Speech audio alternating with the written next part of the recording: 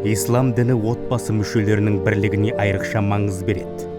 Қоғамның тұтастығы мен ынтымағы отбасындағы татулықтан басталады. Осыны санасына құйған ата-бабамыз ұрпақтар сабақтастығына, туыстық қатынастың беріктігіне айрықша қараған.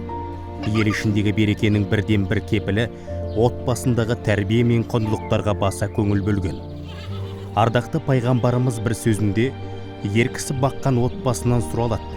Әйел адам күйеуінің үйінің бақташысы оған қалай қарағанынан сұралады дейді. Өкінішке қарай шекара ашылғаннан кейін сырттан кірген түрлі діни ағым алғашқы шабуылынан қазақтың қаймана отбасын бұзудан бастады. Баланы әке-шешеге айдап салды. Арадан қыл өтпеген ерлі зайыптыны ажыратты. Ананың ішкен асын харам деп бас тартуға шақырды. Беташардан бастап бет сипауға дейінгі салттың бәрін теріске шығарды.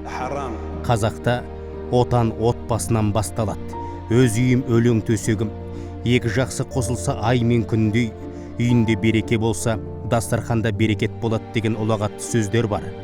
Мұнда отбасы құндылықтары мен үлкенді сыйлау, бірлік пен ынтымақтың мәніне зор баға берілген.